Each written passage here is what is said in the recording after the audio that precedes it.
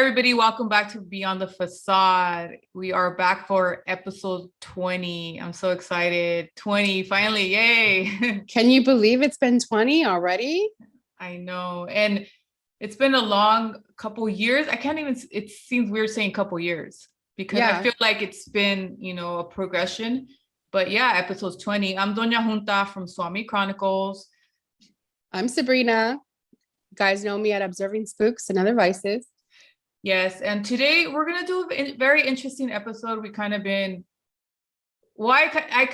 thinking about this one for like more than 10 years. And I know it sounds really weird, but we're going to talk about Figueroa Street. And Figueroa Street, as we all know, is pretty much one of the main streets that goes through LA. And it's actually 30 miles long, starts in Wilmington by the port, goes all the way to Highland Park. So it's significantly long. At one point, it was in the Guinness Book of World Records, I think around the 20s or 30s, as one of the longest streets. I think there's more. Yeah, I think there's more now. But at the time, it was like the longest street, and it was significant for many reasons.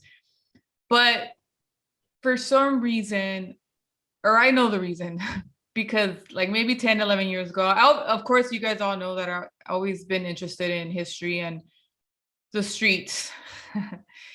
And before, I used to have a blog, called Swami Chronicles. So same thing, I just transitioned to obviously the Instagram and now the podcast. But about 10, 11 years ago, I always wondered why there were so many hotels on Figueroa. And like, the part of Figueroa we're gonna kind of mention is obviously the part that a lot of people already know as has a lot of vices, right? Yes, many vices. Yes, because Figueroa is long, but I always navigated towards this part in South Central that everybody knows as where there's a lot of prostitution and a lot of different things going on. There's kind of a derogatory words people use, like the whole stroll. We heard that one, right? Of course, everyone knows it is the whole stroll. Yeah, or just another name that they say is the track. So most places where there is a lot of prostitution, they're called tracks.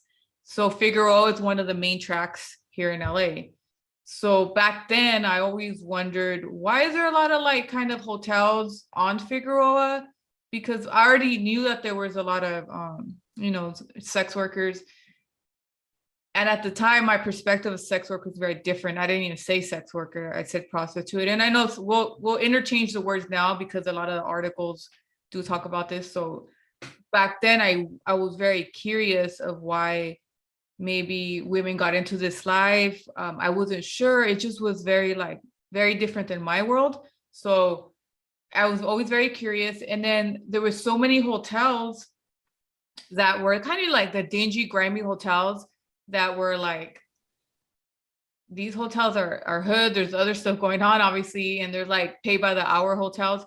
So at the time, I was like, obviously, were these hotels built for prostitution or sex? It almost seemed like that, right? It sure does, because you can imagine all the different hangouts and what would be going on at an hourly rated hotel or motel, I should say. Right. So it spawned my interest of what was happening in the street. I did back then actually have to go to the Central Library and look for newspaper articles, and somehow that blog or research never happened. I'm not sure what happened, but recently I had gone to I went to a USC for some dental work, but after that we went back to take some photos, and it kind of inspired an episode. It definitely did. And I would like to go on the record and say that a lot of the many times that we've gone to Los Angeles, wherever it may be downtown, a lot of the times you've always wanted to drive down Figueroa on the way back home, because anyone that knows Doña Junta knows that she has a very curious mind, and we'd have long conversations and see the young girls and sometimes older women on the street. And we've had many of conversations about sex work and how do we get there, and so forth and so on. So this is an ongoing thing, just like a lot of other things for her and I, but we decided to go take some architectural photographs. And that was pretty lovely because you could see how old the street is and the architecture. And despite the fact that there's such sedentary lifestyles happening up and down the street, there's still life and there's still things to see and people living their lives like, I don't want to say normal people, but people who live more traditional lifestyle still scattered throughout that area. So it's interesting to see the dynamic. Yes, very much so.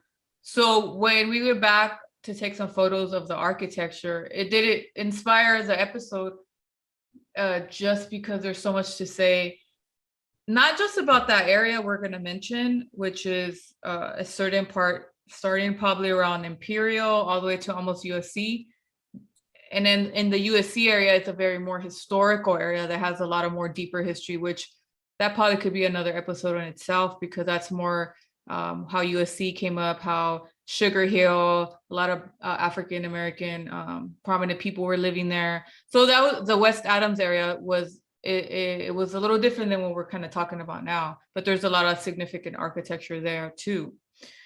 So yeah, so that's kind of how this episode got inspired, because I'm sure people are like, why are you going to talk about Figueroa? But Figueroa, it has a lot of history, and I'm not the only one that thought that. We all thought that, but also Hugh Hauser. I know my best friend, Hugh Hauser.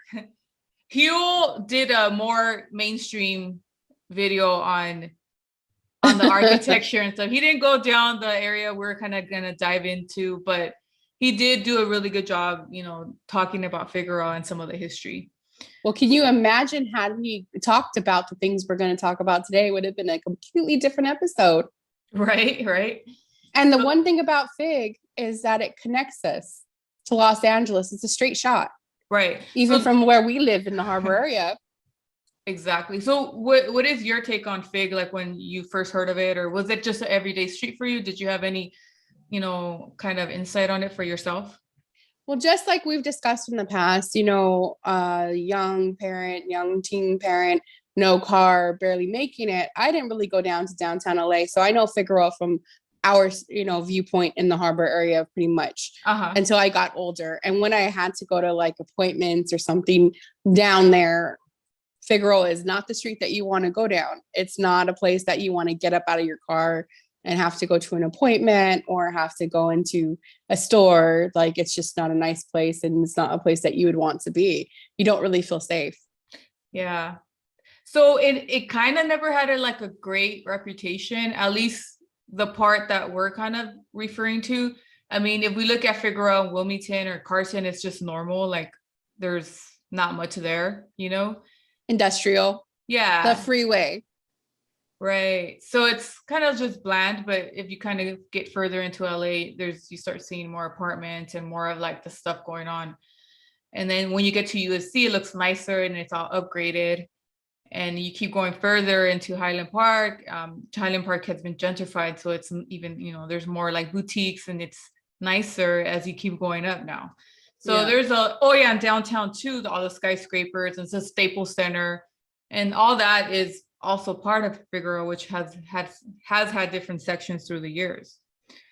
So I'll start off with just some of the history, the early history of it, and just to see how it evolved. So Figueroa Street appeared on the maps in 1850, and it was originally called Calle de las Chapules, so Grasshopper Street, basically. They say that it was called Grasshopper Street a couple reasons, because there was different theories. One was because there was always people jumping up from one side to the other, crossing the main street. So they kind of pictured them like grasshoppers, kind of jumping, people crossing. I could see that. Yeah. And then the other theory was it was kind of rural, and there was fields and farming area in the 1800s. And there was a lot of grasshoppers that would come out during certain seasons. So that's another pretty true theory that could happen, right? I think so. Yeah. So one or the other, it was called Grasshopper Calle de la Chapulas in Spanish, or Grasshopper Street. So, and that part, so Figueroa was divided between that part, and then the other part was Pearl Street. So Pearl Street was, that was called in 1897. So Pearl Street was more towards like now would be like the Staples Center, the downtown area. So half of that going that way, going towards Pasadena was Pearl Street, and then the other half going more south towards South Central and all that was Grasshopper Lane or Grasshopper Street. I'm sorry. So it was technically the same street, two different names for the section it was in. Just like Sepulveda and Wardlow. And Willow. Right, Sepulveda exactly. and Willow. Yeah.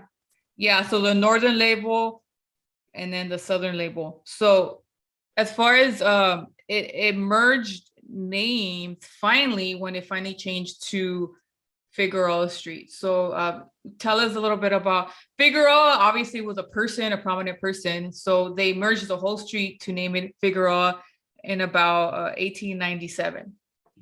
Yeah, just like many of the different cities that we live in and many of the streets that most of us are oblivious to, they have meaning. And a lot of them come from founding fathers and or prominent people that were in Los Angeles and California at the time. And Figueroa is no exception to this rule. Jose Figueroa, he was born in 1792, died 1835. He was of Spanish and Aztec ancestry. He was the governor of Alta California. He went into office in 1832, and he died in 1835. So really shortly after, right? Very shortly after. And he did write a manifesto, and I don't have that information in front of me, but also he's known for wanting to give Mexican land grants and being a little bit more kinder and gentler towards the indigenous people in California, and destabilizing the missions from the Catholic Church. Yeah. So I never really looked into Figueroa until, we kind of started doing this. So it's interesting that he was also half Aztec in the Spanish. So he still had that indigenous blood in him in a sense. Yeah, they said that he was proud of it. He was very proud, and as he should be, obviously now. But during colonization days, that would not be something that you would have been proud of. Right, exactly. So there was also, so going back to how it looked, there was a lot of crops in the area. That's what they said. And there was a lot of ranchos in the outskirts. And a lot of the ranchos that we know here in our area, Rancho Dominguez, Rancho San Pedro, Wilmington, all that was all ranchos. So that's kind of how it looked. And then it became Figueroa, late 1800s. And then as far as like, after that, they didn't really say much, describe it much. It's just that there started to be a lot of commercial expansion because the land was pretty cheap along that area where Figueroa Street was at. So there was more expansion through the years as the century went on. Like in our area, there started to be a lot of, or more towards, I guess, Gardena, like apartments, grocery stores.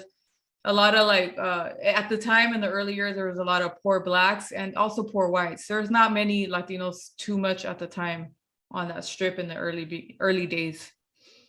But there was a lot of cheap land. So there was the expansion started happening. And that's why, for the most part, Figueroa is more commercial. There is parts that there are houses and whatnot, but the main parts are more commercial. And we can see why. I mean, as we expressed, it comes all the way down to the harbor area. And as we have spoken about before on the podcast, what was happening around that time, the Port of Los Angeles was being built. And so that would be that probably, besides the fact that, we had trains, but that would be another main road to get you to different places you needed to go. Yes, exactly. So they started building gas stations. There was churches. There's a lot of churches on that strip we're talking about.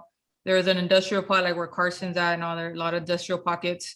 There's even a pet cemetery in Gardena, which is very old too, and it's a very interesting cemetery. It is. I've heard people say that they hear like howling and a lot of dog barking in the middle of the night. But it's hard to say because dogs bark normally, and so maybe there was a dog loose, a live dog. But we should go and check it out one day.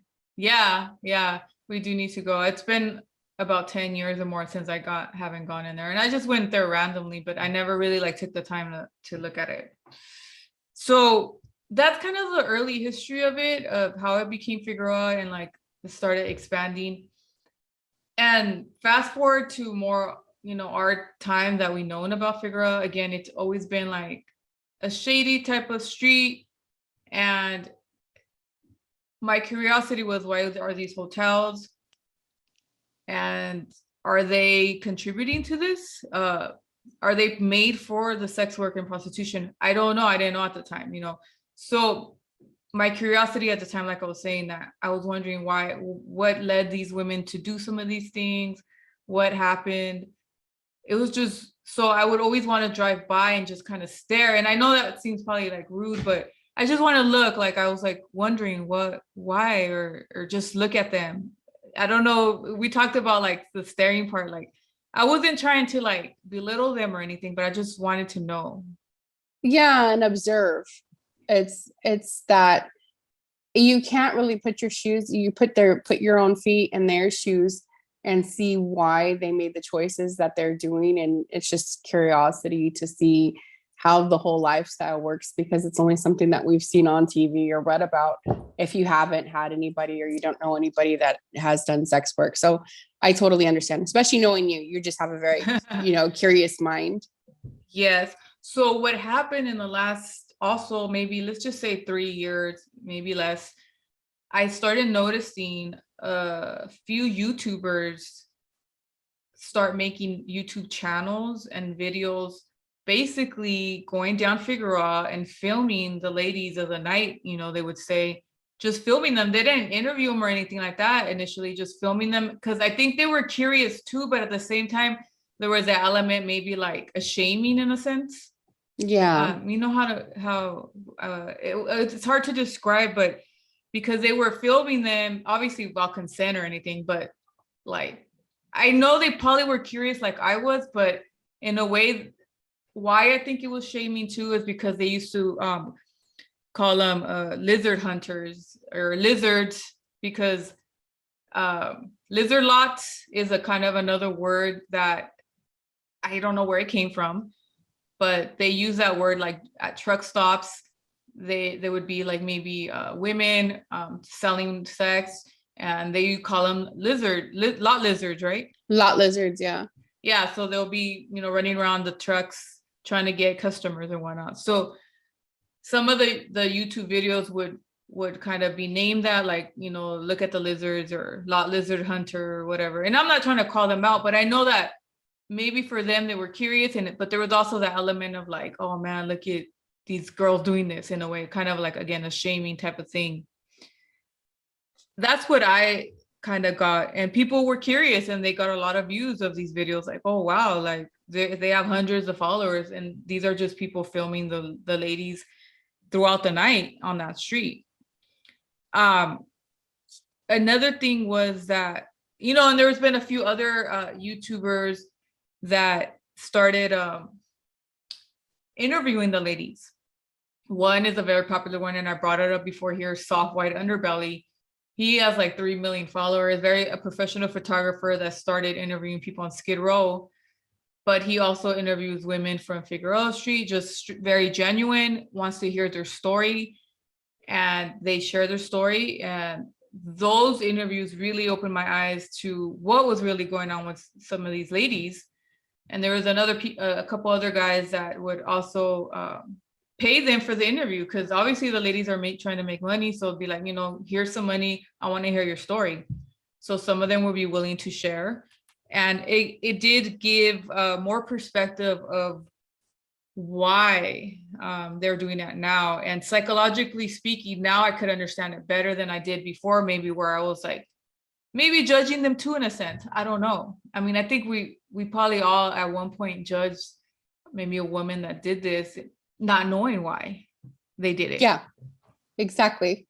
From these interviews, I started to understand why they were doing, and in some of the things that I got out of it was that there has been a foster care system pipeline into sex work and prostitution.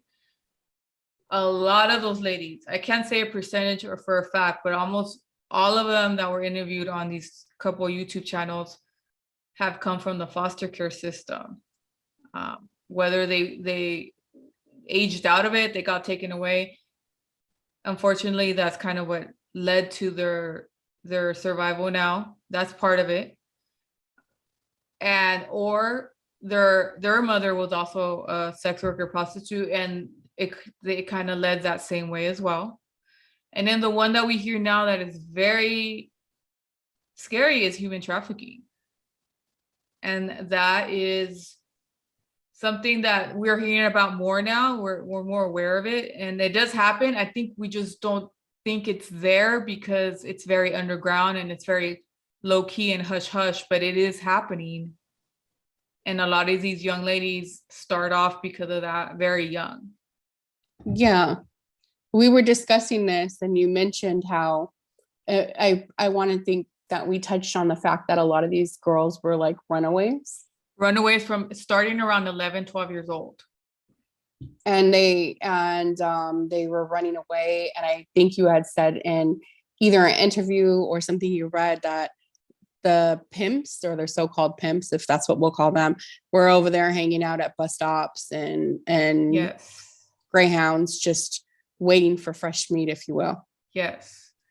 It's one of the common ways that human traffickers lure these young ladies into pretty much that lifestyle, because a lot of the young ladies are coming from broken homes, running away for some reason because something is going on in their home, or they ran away from the foster care system or a placement or something like that, and they're very vulnerable. So if they're coming from another state and they take the Greyhound, there's people there already kind of watching to see if any young girl looks like she needs that help, and they go and charm their way into these girls' lives, and then they kind of become trapped. Or if they see during school hours where kids are supposed to be in school, if they see a young girl walking at a bus stop or somewhere else, that's kind of a key thing to go, oh, this girl doesn't have supervision. So there's a lot of that that leads to some of these young ladies that I noticed from some of these interviews. So it really changed my perspective. And I mean, I understood I knew that that it came from something else, not like from 10 years ago where I thought like, why are these girls doing this? But it changed my perspective even more hearing their stories. It's a lot. It's a lot, especially when we discussed this, and it really hit home about the runaways, because I was discussing about my own time in my life. And I used to run away from my home. I had a very toxic home life, and I started running away when I was 11, my own self. I didn't stay gone until I was 14 when I met my kid's father and became a teen parent and whatnot. But I'm going to share with you guys a very sensitive story that in discussion for this episode specifically, it came up to a core memory that I had suppressed, I guess, or I view it differently now as a woman in my 40s compared to when I experienced as a 14-year-old teenager. I think it was 14. So let's close our eyes and picture 1994. Don't know what you guys were doing in 1994. I think it was 94. It was either 93 or 94, but I'm pretty sure it was 94. I'm pretty sure I was 14. I was living with my kid's dad. I was a runaway. I was visiting my mother. I was visiting her because if I visited her, then she wouldn't send detectives to try to find me. So my kid's dad lived in Flats. I was walking. Where's Flats at? Dorothea Flats is right there off of Normandy, like between Normandy and Vermont, off of Torrance Boulevard.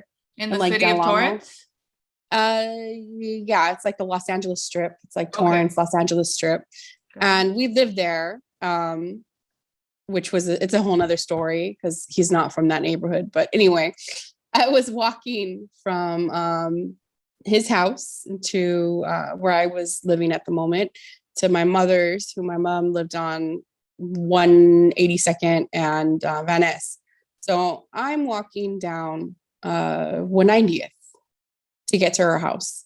I'm about at Normandy-ish and, walking down 190th over there by like where Walmart and all that stuff is now, but back then it used to be industrial. I'm wearing my long socks pulled up, my Nike Cortezes, some Daisy Dukes, and like a halter top, and probably no eyebrows, no makeup, bleach blonde hair, because that's who I was back then. And I remember, as most girls receive a lot of attention, catcalls, honking, whatever. At some point, some man, a young man who looked like he was maybe mid-20s, in my perspective as a teenager, pulled up to me and asked me if I needed a ride. And I told him, no, I had a boyfriend, I remember. And he was just like, well, would you like a ride? And I was like, I guess. And I don't remember. It's very, very fuzzy, the memory, but I do remember getting in the car with him, and he asked me questions about myself, how old I was, what I was doing, so forth and so on. And I think I was talking about my kid's dad, and I was telling him about the neighborhood because I'm a dumb 14-year-old, and how I was a runaway from my mom's house. This guy was in the military. He had military stuff and paraphernalia in his car, but I don't remember very much. And he ended up dropping me off like down the street from my mom's house, like in, 190th. She lived in the middle between 182nd. And he told me, don't get in the car with anyone else. And when you and I were discussing this man totally picked me up because he thought I was working the street. Why else would he ask me to get into his car? And I think about what I was wearing, and women shouldn't have to think about what they were wearing, but it was definitely school hours. I was definitely young, and I was definitely vulnerable. And I'm lucky that nothing happened to me. I'm lucky that he wasn't, even though he might have been out there for sex, but he wasn't out for nefarious reasons, trying to take me and traffic me and prostitute me out, because my life could have turned out completely different. And the 90s were a lot different than, my kids growing up, or even how it is today. But how eager we were to just get in cars with people we didn't know back then. And I'm just so grateful that nothing ever happened to me. But I would have been a prime person that would have been so vulnerable emotionally, age-wise, the toxicity in my household. I'm grateful that I wasn't forced into a lifestyle like that. And I don't think I saw that back then. I just saw this as a man giving me a ride, but it really wasn't. It was so much more. Exactly. And thank you for sharing your story. I mean, yeah, you're right. Anything could have happened at such a young age. And we all remember being young and doing silly things like, hitchhiking and, things like that. And you never know, that could have happened to all of us, or especially if you're going through a lot in your home. So, yeah. We didn't have cell phones back then. Right. There would have been no way to track me. I was already a runaway. The detectives were looking for me. And I was living with my kid's dad, who was there sometimes at his house and sometimes not. Had they taken me, I wonder how soon it would have been before everyone gave up looking, or before anyone even noticed. And I never really thought about this before, because I didn't see myself as a victim in that moment, because I know I wasn't prostituting, and I was talking about how much I loved my boyfriend in that stupid ride because I'm stupid and I'm 14, right? But imagine, I was not even thinking that this was like, this guy is picking me up in hopes for sexual favors or intercourse of some sort, because my mind wasn't there. And thankfully, maybe he thought twice or something. I don't know. And he just was like, okay, I'm dropping you off. But it could have, it could have went south, right? So it really could have. I could have been raped. That might have been the best case scenario. Worst case scenario, he would have taken me and trafficked me at some point. Yeah. So yeah, these stories are pretty much a lot of these ladies that have shared the story in the videos now. So when did this start happening? So what I was looking more into the history as far as Figueroa, it didn't really have a lot of early things as far as if there was a lot of sex worker prostitution in the, turn of the century or 1920s, 30s, 40s. It didn't sound like there was a lot of documentation for that, but it did start popping up a lot of documentation around the 70s, 80s, 90s, more like that there was problems happening at Figueroa. So one thing I did learn that there was all the hotels that were there, and we went there last time and we wrote down on this paper, this is regular notebook. We did. Regular notebook paper. Now, present time, there's about 24 hotels within a couple mile span. Which is a lot. Yes. There's about 24. So over the years, there's been some that have been come and gone. I was curious why the hotels there, of course, like I was saying, one of the theories or one of the documentations that was the reason that the hotels were there was because Figueroa before the 110 was the way to get to LA. Yeah. The main thoroughway to get to LA. The Straight shot. Yeah, the 110 freeway didn't come till the 1950s. So prior to that, people had to drive to, downtown or whatnot, and they would take Figueroa. I'm not sure how Alameda is, but Alameda is another one that kind of crosses down. But Figueroa was one of the more main ones that people take down. So just like PCH, there's hotels on these type of main streets that people drive down to get to, their destination. At the time, there was no freeways. So that was one main reason that all these little hotels were built. And when the freeways came, it still was beneficial because, you're driving on the freeway, you're tired, you get off, go to a hotel right there. Just like nowadays, a lot of hotels are off the freeway, right? Yeah. So that was part of that lure. A lot of these hotels do go way back. So the car culture was also part of that, like, the mid-century, hotel vacationing, things like that. People probably decided, oh, we're going to stay on this hotel at our vacation to LA here on Figueroa. And now it's not even something you would ever want to do. That sounds disgusting. Right. So and I'll read an article from somebody else that did some research. Motels were once the wanderlust of the country home away from home. So motels, like those little ones that we love that they're so dingy, they were like the wanderlust. Like people wanted to go to them to get away from home. This was before big commercial hotel chains, and people couldn't afford the Biltmore Hotel back in those days, Yeah. So you go to these small motels along the road that were family friendly, and they were a place that you would go and have comfortable rooms. The heyday for these motels were 1940s and 1950s. And slowly things started changing as more roadways were built and the chain hotels started popping up. So the old motels started losing a lot of the clientele that they once had because of all these expansion with the roads and these chain motels. So these old motels started scrounging for new clientele. Yep. And where did you think they started to look for them at? Yes. So they kind of stayed behind in time, and the new clientele kind of had to be what was there. And in the case that we're speaking, it was the sex work, the prostitution, there's gangs, drugs, all of that, even though they're not directly saying like, yeah, this motel is for this, they kind of needed to make money, right? Yeah, they did. So in a sense, these hotels do rely on these customers, even though they have had problems over the years because of the customers and the situations that happen. But it is, I guess it's one of those things like, there was another example where it's like something very seedy, but like it still needs to be in business. Obviously these motels, because people own the motels.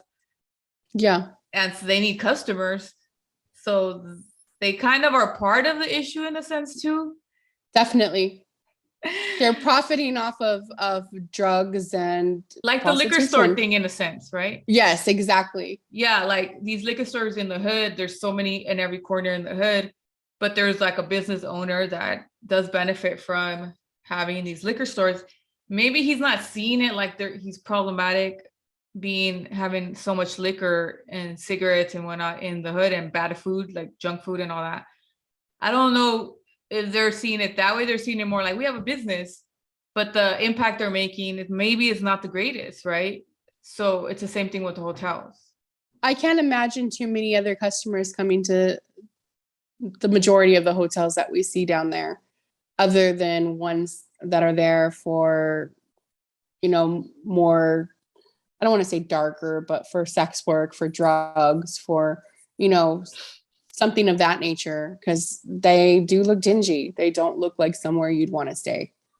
Yeah. So during the 70s or so, it was noted that at one time, before it started getting commercial and dingy, there used to be palm trees lining, the street, and they're probably still there, but it was nicer, I guess. And there was maybe more homes. I can't even imagine that because they kind of tore everything down to what the commercial thing is. So there probably was some homes and palm trees and all that at the time. But then what started popping up was the motels. There used to be more adult movie theaters, which kind of go with the motels too. There were a lot of the houses and apartments that were there, their backyards were full of junk cars, so it was very junky. But then you'll kind of still see kids playing around these very kind of unappealing areas, but there's kids playing because kids did live, there's apartments, so they live there. Yeah. So that started happening in the 70s and early 80s, and there started to be a lot of complaints of these hotels. There was one lady that was mentioned in an article. Well, basically, the complaints were saying that they need to be closed down. It's disorderly. People are going in there, for sex and all kinds of stuff. And the purpose of the hotels is prostitution. So I don't know if it was a city council or it's not the people that live there that were complaining in a sense, because they didn't have much power, but it was, I guess, the other people that were looking at Figueroa, what's going on here. They started complaining about the hotel, saying that there was a lot of disorder there. And, there was a complaint, and they even tried to shut them down by implementing this law, the red light district. Let me see, it was this law that they started back in the days for prostitution from the 1920s or something. Wow. Yeah, so they pulled out this law. It's called section 316 or Penal Code 316.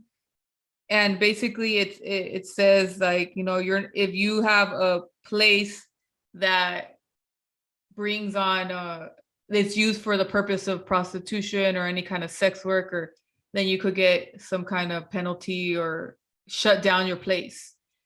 So that law was in the books already from the 1920s, and they were trying to implement that to the hotels.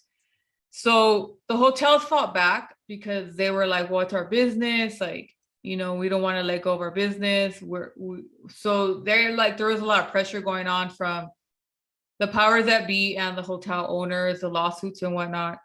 And they started kind of trying to do things to reduce the fact that there was a lot of stuff going on. So in the 80s, they started implementing security guards at some hotels. They started asking for a valid ID. So maybe at one time they didn't even ask for ID, who knows? You could only rent during the peak hours, and then you have to rent the room at least 24 hours. It wasn't you could only do it 1 hour, because that was already leading towards, why do you want a room for 1 hour? Yeah. So they said that they were mandating these hotels to do these things. It has to be at least 24 hours.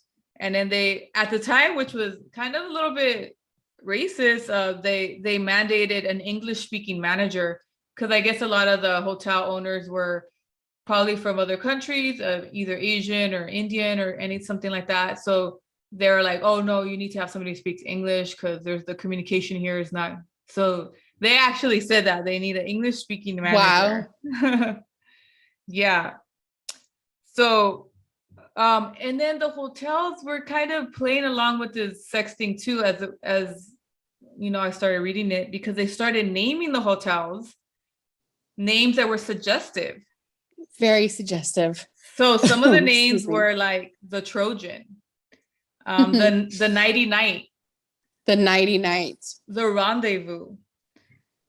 There was about 200 or more police calls from the hotels per year. The hotel started having bulletproof windows. They were described like a cancer, that these hotels were like a cancer to this area. Well, you can only imagine that it bred younger generations to come up the same way that they saw, and they you know, idolized of the pimps, the gang members, and not necessarily idolizing sex work, but when you see it, it becomes normal to you. Yeah, normalized from what they know, right? Exactly. So that's what was happening. And then one owner said that the places did run on prostitution, meaning the money, the business, but they didn't directly say that. Like I've been saying, things did change after the riots, because I think it got worse after the riots in the riots in 64. Yeah, 64. The first Watts uprising. Because before the riots, of course, there was people maybe staying more long term.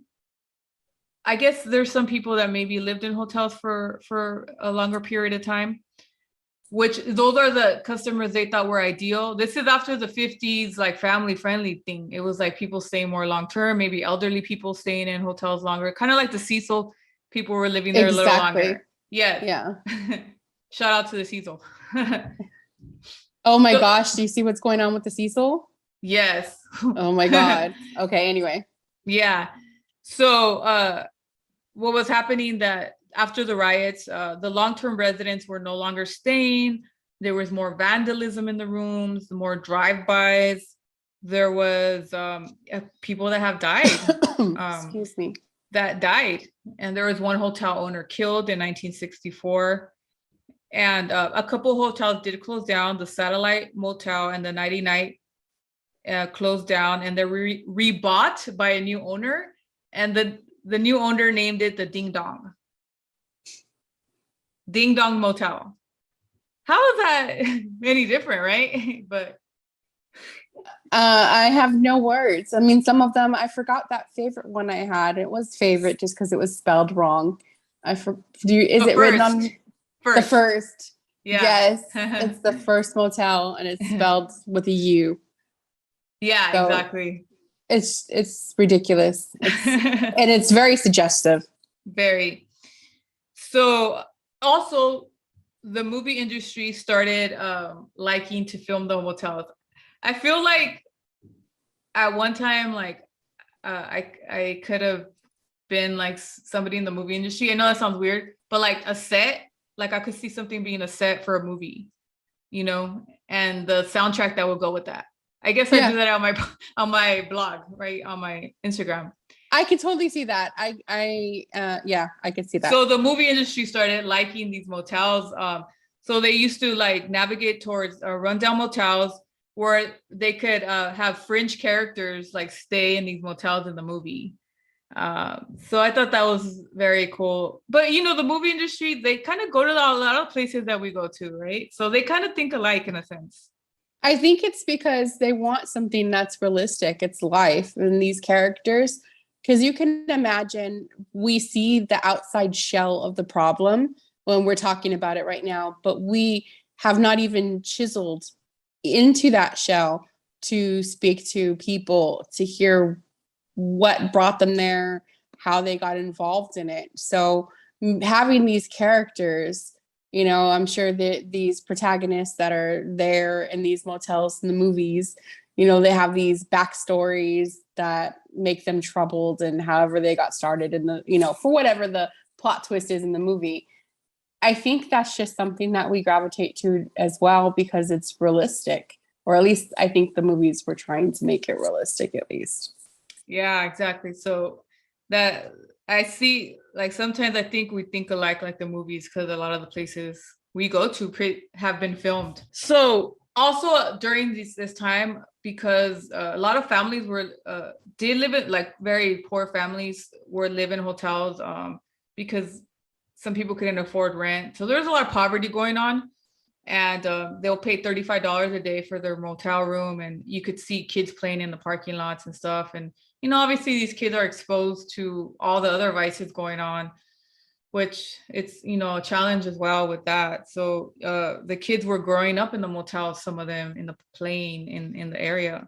My husband has a story about Figueroa, like his experience, because I wanted him to share what his thoughts were when he thought about Figueroa. And he had a story to share. Or at least my recollection of when I think about Figueroa, I think about the time when I was a kid, like, I don't know, maybe 12, 13 years old. So like mid-90s or something? Yeah, it was like 94, 95, somewhere around that time. Okay. I would say 95. So what happened was, I was a juvenile delinquent. I was a troubled kid, and I had got arrested and gone to juvenile hall. Which one? Went to Los Padrinos Juvenile Hall. I was in Unit W, which is a little kids unit. It's from 13 and under. Okay. So I was housed there. And this was during the time where this was probably like my first introduction into the juvenile criminal system, because I didn't really have an extensive record at that point. It was just barely the beginning of my juvenile record. I remember I was sent to like a soda home. Soda? It's called a soda home. Okay. What does that mean? Do you remember? It's like a placement, but not so much. A placement generally is a bigger setting, right? Like, with like 30 kids maybe, right? Placed there by probation officers, by the courts, you know. Or there's also kids placed there by social workers. So dependency kids. Dependency kids, yes. Yeah. So you got probation kids and dependency kids. Yeah. I was a probation kid. A soda home is smaller. It's actually like a home. It's a home, and it's ran by maybe a lady that owns the home. What city was this in? It was in Compton, actually, where I grew up. Okay. I remember it was a black lady. I'm a Latino kid, so 2 rooms, and there was 3 kids per room. I went to a soda home. In a soda home, you usually go there waiting to go to a placement. So you're basically waiting kind of like for best space. You're just there temporarily, not long term. So I was only there temporarily until they figured out what to do with me. One of my roommates was a little black kid, and I don't even remember his name. He was about the same age as me. And, at that time, I was claiming a gang, he was claiming a gang. We're both intrigued by the gang culture. He was from Hoover Crips. He said his dad was from Hoover Crips, and he had family from Hoover Crips. And he went on sharing these stories with me, how he had guns and just... Kind of bragging? Yeah, bragging, you know what I mean? And I'm like sucking it all up, like, wow, you got guns, like, let me have one, Intrigued. Yeah, I'm intrigued. It caught my interest. So I'm like, let me have one. And he was like, yeah, if you come with me, we got to get to, this house, my family member's house in South Central somewhere. We pretty much plotted like an escape from that house. I mean, there was no bars like detaining us or anything. All we had to do was just climb out the window, but we plotted an escape from that home. And we got out of there, and this part is blank in my memory. I don't know how we made it to this, because this soda home was like off of Rosecrans and like Atlantic, right, in the city of Compton. Somehow we went down Atlantic all the way, made it to Imperial, so like by the Linwood area, and then from there we took a bus. Somehow we landed at his on Figueroa, his family member's house, which was like close. I don't even remember exactly the street. All I remember was it was like in the early, like the street, like 20 something street, or like I just knew that USC. Maybe closer to USC. Yeah, it wasn't too far. Okay. And so, yeah, I get there and you know, it's a house with like 2 or 3 aunts of his, right? You know, they were like lesbians. They were lesbians. You know, it had traffic in it. It was kind of like a trap house, kind of. Okay. Here I am, a little Mexican kid in a trap house with like these lesbian chicks that like, I don't know, they're selling crack or what they're doing and in stuff. the 90s, I could imagine. Yeah. So, you know, that was the epidemic of the crack era. We get there and I'm like, where's the guns? No guns. He's like, oh no, it's over here. So then that's when I started to like, oh wait, this guy was probably lying. You know, at that time I'm thinking, you know, like when he first shared the story about the guns, I didn't doubt him, you know, like I really believe like he might have the guns. But once we got to that point where I already had escaped and we're at his family's house, I began to realize like he don't got no guns. So you realized that night or in the morning? That night. But I was already there. I was stranded pretty much. I ended up spending the night right there, like on the side of a bed, like on the floor, like between a wall and a bed. Like the ladies never told me nothing that lived there. Like, you know, here I am, a runaway kid, like, and no one's even paying no mind to me. Like, I just slept there. I remember that night, the guy's dad came. He was an OG from Hoover. He talked to his son, and that was it. So I remember thinking, like, you know what, I got to get out of here. So I did end up spending the night there because I wasn't going to walk 2, 3, 4 o'clock in the morning. Right. But I did, you know, sleep there, and I woke up, and the next day, and I was hungry at this point, too, because nobody offered me no food or nothing. Oh, wow. Yeah, the next day I ended up leaving, and I just knew that if I walked down Figueroa, all the way down going towards, like, Gardena. So you knew that street was Figueroa? Yeah. Okay. Yeah, because I had my aunt, she used to live off, Vermont, and, like, on 107th and Hoover. I was kind of familiar with the area. Like, okay. I knew Vermont, I knew Broadway, you know, I knew Figueroa. So you went down Figueroa? So I knew that if I walked that direction going south, that, you know, I would eventually get to Compton or to my tia's house, you know, because, you know, they lived on 107th and Hoover. I just knew in that direction. So I started walking, and it was getting late. So it sounds like you started walking in the afternoon? Or late in the evening? It was an afternoon, like, I don't know, maybe like 2, 3, you know. In the afternoon, it got late by the time you got... Started getting late, yeah. Because it's a long street, you guys. Remember, it's 30 miles long. It might have been even later than that, because as I started walking, you know, I started seeing, like, all the prostitutes, you know, there, you know, a lot of the female streetwalkers. You'll see them, like, in see-through clothes, G-strings, like, very naked, you know, for the public. I remember I was walking by, and this one, you know, prostitute, you know, she asked me, like, you got $20? Like, you want to hit this? You know, I'm 13 years old, like, my hormones are starting to develop, so I am looking at her, and I can't believe I'm looking at a naked woman, basically. Right. You know, but at the same time, I'm scared, you know. I'm a teenage kid, you know. I was like, no, like, real scared, you know, like, no, I don't got $20. And you kept going. And I kept walking, but I kept peeking. Yeah, I kept walking, and just, you know, I did notice, you know, several more street Do you remember walkers. the motels by chance when you were walking? Actually, I don't really remember, because it's just like a blur a little bit, you know. Yeah, I walked and walked and walked and walked. It must have been like a 4 or 5 hour walk. Yeah, I would imagine. Somehow I got to El Segundo, and then from El Segundo I turned left. I passed by Magic Johnson Park because, you know, as a kid I always used to go there with my mom, and, you know, one of my uncles went to the high school across the street, which is Centennial, and that's Central.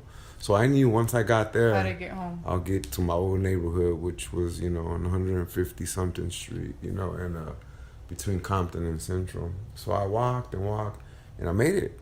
I made it to my own neighborhood, and this is like 4 or 5 hours later. It was a long walk. That's probably like the longest I've ever walked in my life, even to this day. So that was my little journey through, like, Figueroa Street, you know. And, you know, I knew it was hood. I knew it was ghetto. you know, because I mean, I grew up in Compton, and Compton's not too far different. So Right.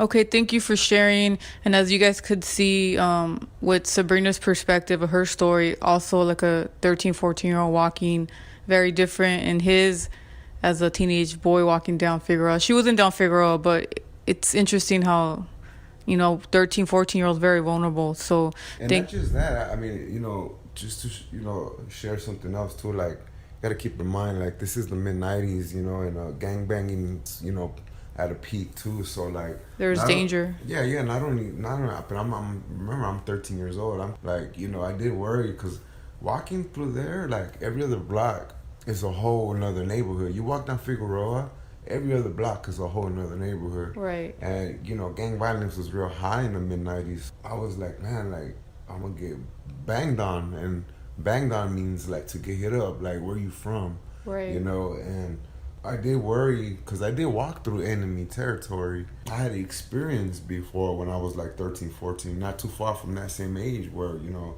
I got banged on a boulevard, Yeah. you know, same thing. And I ended up getting jumped by 3 grown men. So yeah, so there's definitely risk on that end too with violence. But thank you for sharing and on the podcast, and maybe we'll have you again for a different episode. Thank you. Thank you. Okay, so yeah, that was his story of Figueroa, which is as a kid, it's a trip. So anyhow, back to these early years, there was just a lot of back and forth with the city and these motels. In 1994, it said zoning officials were trying to determine whether to impose restrictions on the Trojan, Ding Dong, the Ash, and the First motels.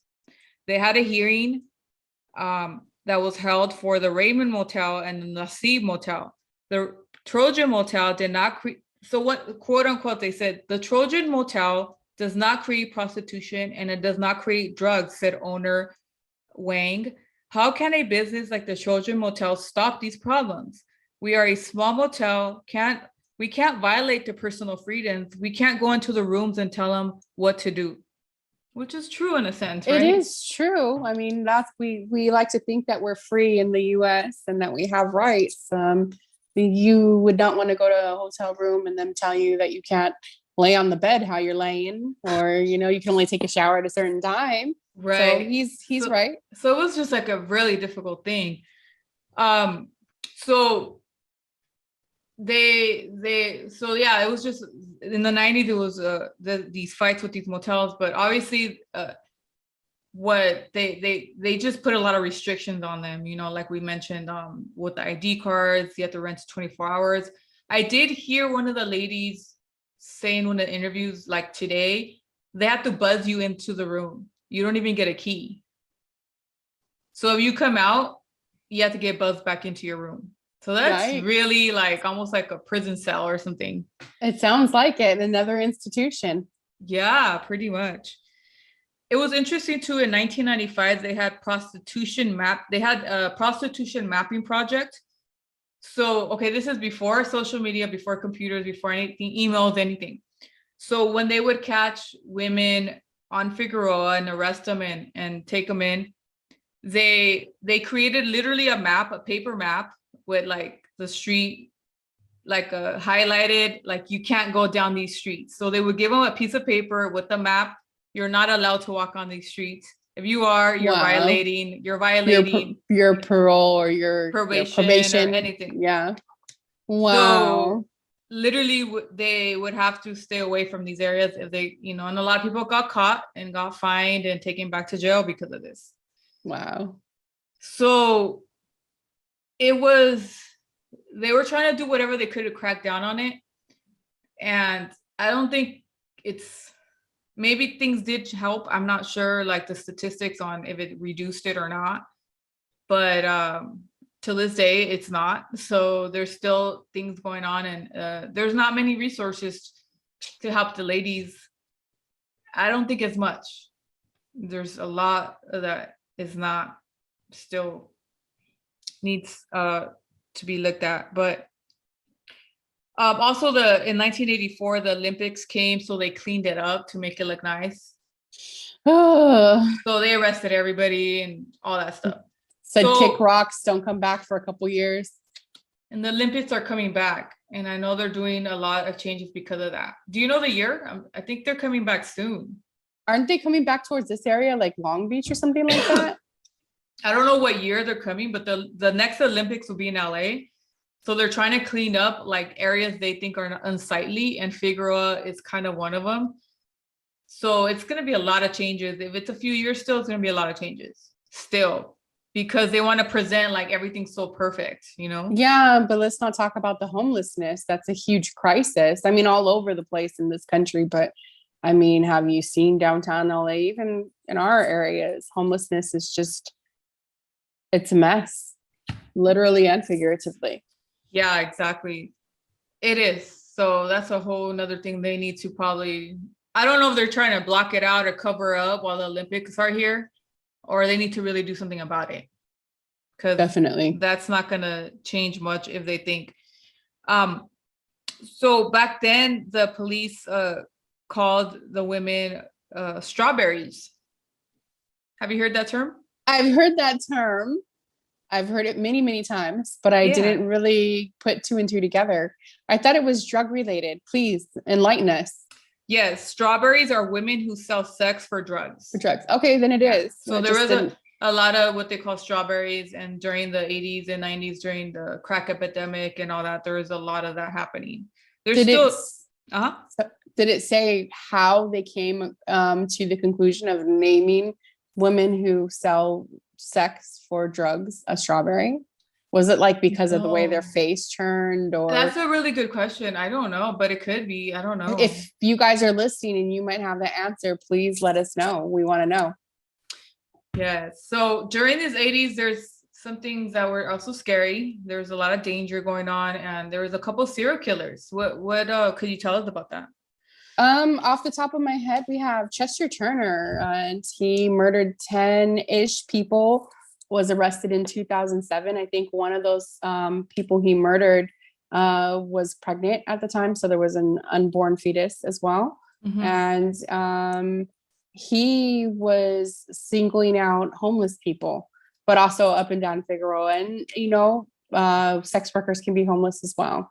Right. And he was called the Grim Sleeper. Yeah. And we were talking about also the Southside Slayer. Yes. He murdered approximately a dozen people, you were saying? Yeah, a dozen women by 1985. So there's been like 3 waves of serial killers roaming around Figueroa, early 80s, late 80s, and throughout like 2000 years. Yeah, 2000, yeah. Long time. And a lot of times I hadn't heard about the Southside Slayer or the other one from the late 80s, but the Grim Sleeper, I was very interested in that story because he got away with it for a long time. I think he was murdering for 20 years or something. And he was this normal, quote unquote, normal guy that had a job, a family. He worked for like the police department mechanic. He was like very low. You wouldn't even guess it would be him, but he was murdering these women, and nobody gave a shit. They found that's what I was gonna say. Yeah. He got away with it because he found a population that were throwaways in most people's eyes. Like, oh, well, that's what they get for living that kind of lifestyle. Oh, well, one less off the street. And you can hear your grandparents or your older uncle saying something like that. I don't mean you, but I mean in general. I can hear like people in my life, in my past saying, oh, well, it's one less person like that on the street. You know, these people were not important. And that's probably why he was so effective and was able to get away with it for so long. Yeah, it was the reason that they got brought to the media attention was the LA Weekly. One of the journalists there started investigating it and seeing that there was a surge of murders of Black women, mostly sex workers, through the years, and nobody did anything about it. And this person was getting away with it. And once they started researching it, and it all came to light. And again, most of the women, like you said, they wouldn't have cared to even bother to do any kind of, you know, investigation because, oh, they're just sex workers, they're just prostitutes, who cares about them? So it was very, you know, sad, very sad, like femicide in a sense. in our area. Literally. Yeah, and the guy, he got convicted. He's currently on death row. I don't know if they convicted the other ones. I believe they did convict the Southside Slayer and whoever else was the other one, but it was just, to this day, it's still very dangerous. So that's just kind of some of the history that started developing from the 70s until now. So now, just from hearing the interviews and seeing some of the dynamics of Figueroa, one of the things I found interesting was that around the 60s, so meaning like the 60th Street, like 61st, 65th, all that, they call it the 60s. So I think it's the area between, let me just go back to that real quick. Hold on a second.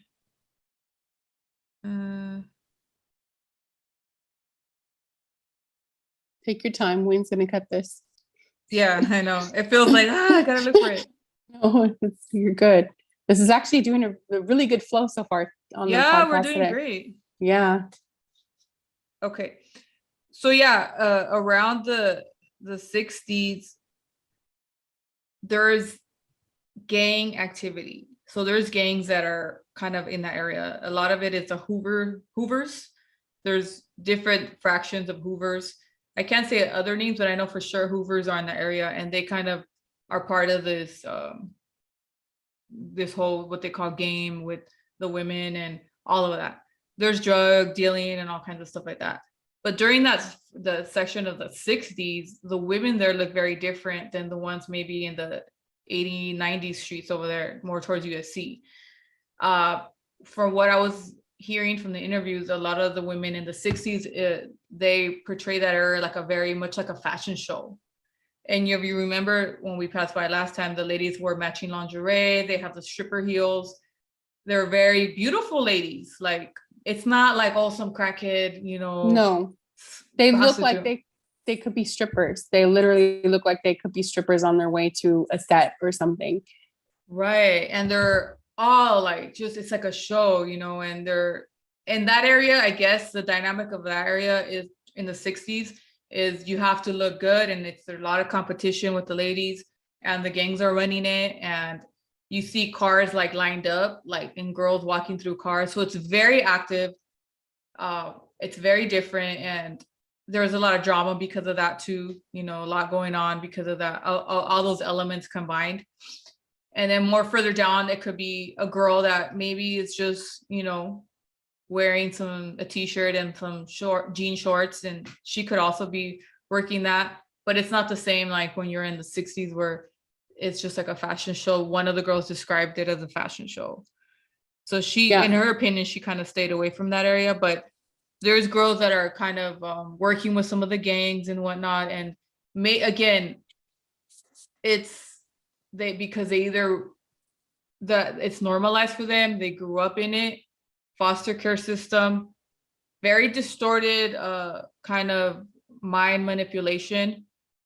A lot of that going on, right? Or human trafficking, all of that is all there.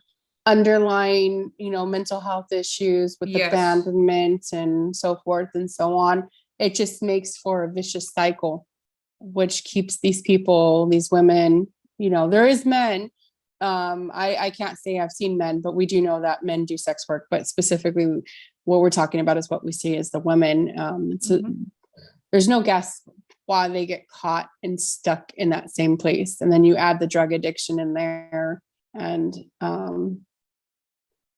it's a nightmare.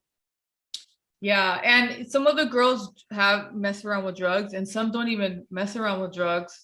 They're just kind of like wanting that hustle. Like, I want my money. I want to make that bag, as the new quote is, right? Make that bag, make the money. And the perception is very distorted because they are like, why am I going to work for minimum wage for $15 an hour when I could make like, $500 in like 30 minutes. So there's like that like hustle perspective of like, that's kind of the way to live. So there's a lot of distortion there because of the way they grew up, all of that happening. There's also girls from the juvenile system, not just foster care, but the juvenile system that have been led there. And so there's just different elements of why the ladies are there. And when we pass by now I do stare, but I have like more empathy towards like their situation. Like, man, it's sad, you know. They might not see it and they don't think it's a big deal for them, maybe, but it's sad, you know. It's sad that they have to kind of live that.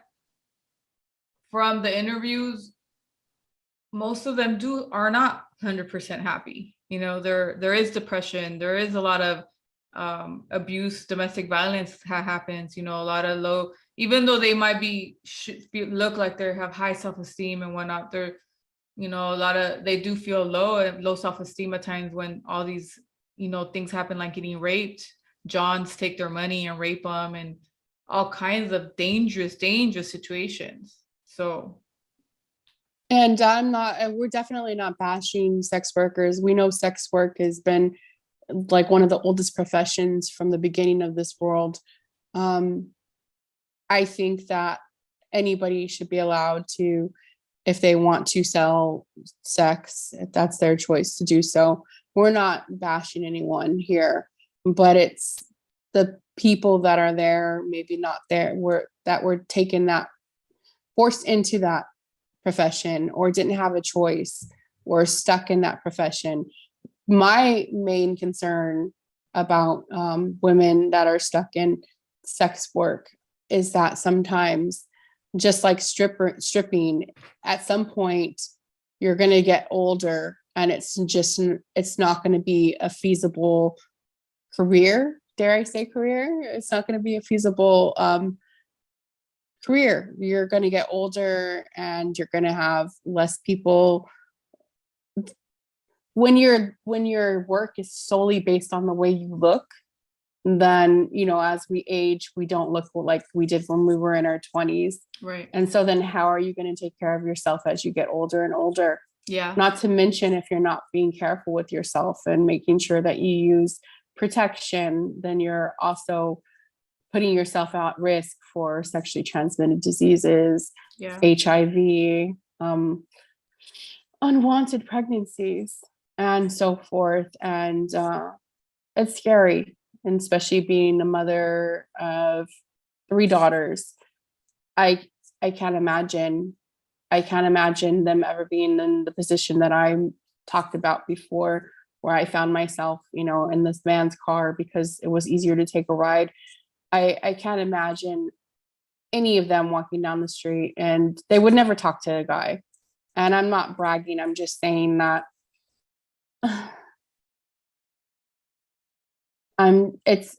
what am I trying to say? I'm trying to say that sex work is work, and people should have autonomy to their own bodies, but it's not a lifelong career. At some point, it's, you know, it's going to have its date, and you're going to have to find something else. And what are you going to do when that happens? Right. So, yeah, I mean, I know there's a few resources that, you know, help women or girls that are in this lifestyle. It's just, I don't think it's enough, but there's some of that. And then, you know, there's also the element of, you know, the domestic violence and like trauma bonds with the pimp, so-called pimp. There's a lot of that happening, you know, going back towards these abusers. So there's so much that, you know, needs to be addressed sometimes with the ladies. So, and then they did mention, some of the ladies, that they get harassed by maybe the people filming. I don't know. People throw paintball guns, you know, like the paintball. They shoot them with paintballs, or they rob them. A lot of that too, for people that are not the Johns, but like other people that just do stuff like that. So there's like so much of those risks as well. So yeah, I mean, so that's kind of our take on. Any other comments from you on this area? No, it's just an interesting, you know, a part of Los Angeles's history that directly connects to the buildings that are located on these streets, specifically the motels, and the lifestyle and the people that live around it. And we see it and we've become desensitized to it. And I think it's really good that we're discussing it. And I'm glad that we came up with this idea and that you thought about, I know this has been something like on your bucket list to do for a long time. And I'm glad we finally had a conversation about it. Yeah. And I was telling Sabrina last time, like, because we do think about the paranormal element too, and she does. Like, in a way, like the street is so like thick. Like I told her every inch of that street has been like touched. I don't know if that makes sense. Like every cement, every inch of the cement, every like fence, every hole in the wall, every piece of dirt, every has been like kind of like I can't even explain it, like permeated. Yes, permeated with just so much like dark energy. And a lot of people probably died on there, no doubt. I did read about some murders with, well, obviously we talked about the murders with the people that kill prostitutes, but there's been women that have been found along the way on that street actually, and gang wars and stuff like that. What was your take about the paranormal for you? Because remember I told you like the street is so busy, so loud, and it's kind of doesn't sleep. Like, when does there a time for a paranormal to come out? Like, it was kind of I think that, and this is my take, you know, being in the paranormal as many years and having experience that I've had in my lifetime, that the darkness that we were talking about that permeates and or hangs over, however you want to describe it. I think that while there's many aspects that go into why this is a continuous cycle for the drug dealers, the sex workers, and so forth and so on. But I can't help but think that dark energy, possibly dark spirits or spirits that are not happy. And I think that it just adds to the overall disarray that maybe and hopelessness that people feel. I feel like it hangs down. It's almost like it helps, that energy feeds into every single bit of what's being done there. Yeah, it does. It really does. At least in that section we're talking about. Again, remember, Figueroa is 30 miles long. This section has been the part that's interested me. Yeah. I think we could do a second episode on the more historical part by USC, which is West Adams area and all of that. Because there's a lot of interesting history there too, but on a different level. This is more street history that maybe it's not going to be like, you know, as talked about. But yeah, I'm glad that we talked about it too, because it's something that you know, they say the underbelly of things, just like that's why that man interviews these ladies. He wants to know what's going on, their stories. And so, you know, that I think this was a good start to kind of see more about the rest of the Figueroa and what's after that. And I think it's so important that of any time that we're talking about stuff is when it happens to correlate when we have national business going on in this country, specifically the overturning of Roe v. Wade. And can you imagine for all the women throughout this country, and just the women on Figueroa in this little section we're talking about, to not have access to abortion. Right. And it's sex, selling sex again has been something that we as humans have done from the beginning of time. And to think that it would ever change, and to think that taking abortion rights away would somehow detour this, is just uneducated and patriarchic kind of stance on the situation. And I understand it won't affect California like it would so many other states, but still, I get so upset. And again, we're definitely not bashing sex workers. We just wanted to also highlight them, what a dangerous life it must be to be there and feel, who knows, there might be a high, but it feels like it would be really scary. Like, absolutely. You'd always constantly have to be on your guard. And I know I wouldn't want to live like that. And they are, from a lot of the interviews, they are on their guard. And again, it did become normalized, but it is highly scary because most of them say something bad has happened to them. And this is just, so not just did they grow up in a bad situation with no family, sometimes they have kids and, you know, the system takes away their kids because they're not able to, you know, do this and then have kids, or there's drugs involved, or there's domestic violence. So their kids end up in the system and it's like a cycle. And even though they're making that money, then they give their money to the, you know, so-called pimp to manage the money. And they're kind of, it's just like a really ugly situation. Like they're kind of stuck in, not just by choice, but also mentally, and maybe lost in so many ways. So there's so much more to that psychologically, but you know, survival as well, for sure. But this is why I want to talk about it, because it's not just like, oh, look at that girl, she's being like a freaking hoe or whatever, like just like the judgmental, negative, what anybody would just say that's driving down the street. Maybe what one time we thought like, why would this girl do this? Very judgmental. So being able to hear the interviews now, knowing we both know about psychology more now, how all of that works, and the gang element as well, and everything. So it was just important to talk about it.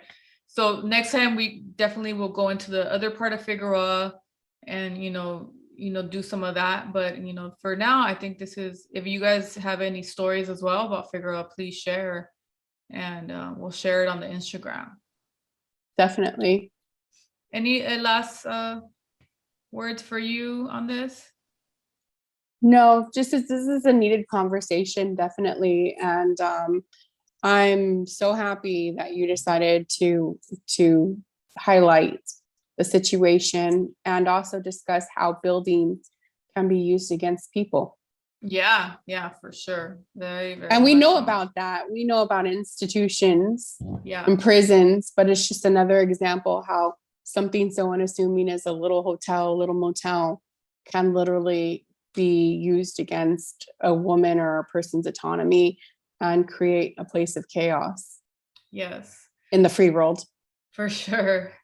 Yeah, no, it's something to think about. So if anybody's interested in sharing their take on it, we definitely are open to hearing you out. And then we'll see about talking about the rest of it in another episode. If you'd like to follow me, I'm on Swami Chronicles on Instagram. The podcast is Beyond the Facade on Instagram or on YouTube. I'm Observing Spooks and Other Vices on Instagram. Okay. So thank you all very much, and we'll see you on the next episode. And oh yeah, happy Mother's Day. Happy Mother's Day. Bye, guys. Bye.